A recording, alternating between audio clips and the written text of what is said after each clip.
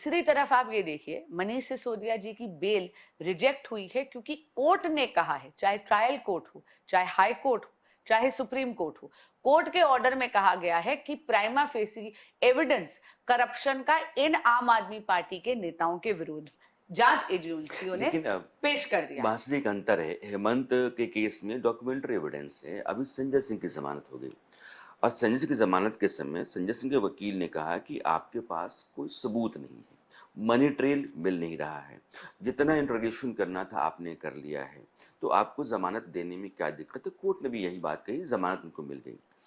अरविंद केजरीवाल और मनीष के साथ भी कमोबेश वैसा ही है, मनी ट्रेल नहीं है, ऐसा सबूत नहीं, नहीं है, ऐसा नहीं, इंट्रोगेशन। हाँ, तो ऐसा फिर नहीं, कैसा है? ऐसा नहीं।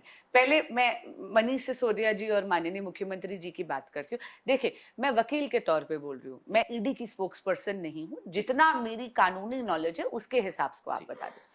मनीष सिसोदिया जी का जब बेल रिजेक्शन का आप ऑर्डर देखते हैं तो उसमें कहा गया है कि वो एक बहुत की फिगर थे जिसमें से 100 करोड़ रुपए के किकबैक्स आम आदमी पार्टी के लीडर्स ने लिए, जो गोवा के इलेक्शंस में आम आदमी पार्टी की गतिविधियों में वो पैसा इस्तेमाल हुआ। उसी तरह विटनेसेस ने नाम लिया है माननीय मुख्यमंत्री अरविंद केजरीवाल जी का, जिसके कारण जांच एजेंसियां उनको लेके गई हैं। और आप एक बात भूल रहे हैं, जब interim application Delhi high court में आर्ग्यू हो रही थी केजरीवाल जी की, तो तब कोर्ट ने इनकार करा इंटरिम प्रोटेक्शन देने से पहले। उन्होंने पहले पूरी की पूरी एविडेंस देखी चेंबर्स में, पूरी फाइल दिखने के बाद इनकार करा।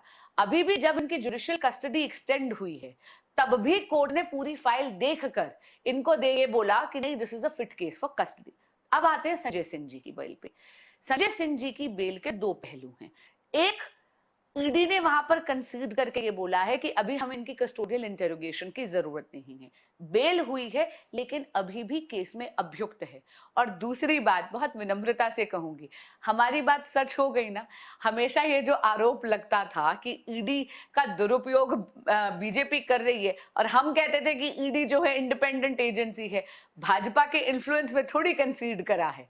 अगर उन्होंने आकर कोर्ट में ये बोल दिया कि हमें कस्टोडियल इंटेरोगेशन की जरूरत नहीं है, और कोर्ट ने आज बात, उन्होंने बेल दे दी, इसका बिल्कुल अर्थ है कि भाजपा ईडी को कंट्रोल नहीं कर रही है। यानी फिर से मैं कहूंगी कि विपक्ष का आरोप निराधार है। लेकिन कहने वाले तो ये कह रहे हैं कि संजय सिंह को जानबूझ करके छोड़ दिया गया है ताकि आम आदमी पार्टी के भीतर एक अलग फाड़ तैयार की जा सके। मुझे भी इन कंस्पिरेसी थ्योरिस्ट से मिलना है, बहुत दिलचस्प रूमर उड़ा रहे हैं। मैं आपको बस ये कहूंगी कि मैं एक वकील हूँ, तथ्यों पे बात करती हूँ। लेकिन अरविंद केजरीवाल ने कोर्ट में जो अपनी जरा खुद वो कर रहे थे, तो जो बातें उन्होंने कही, आपने भी सुना होगा कि 4 दफा नाम आया।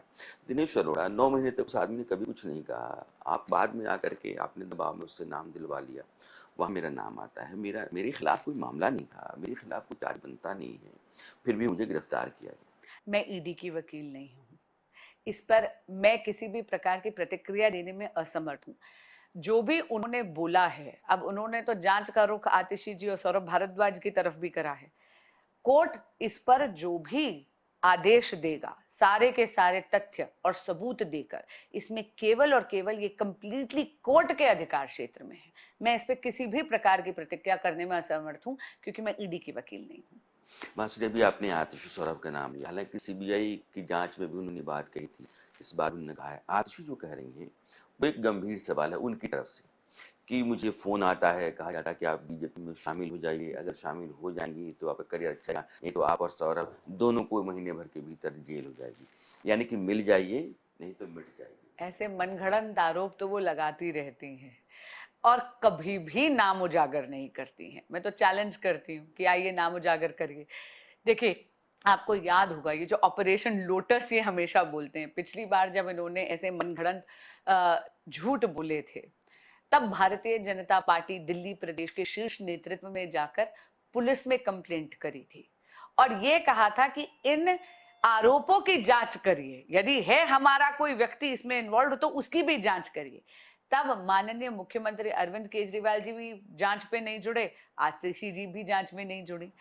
शूट एंड स्कूट इनकी पुरानी पॉलिसी है।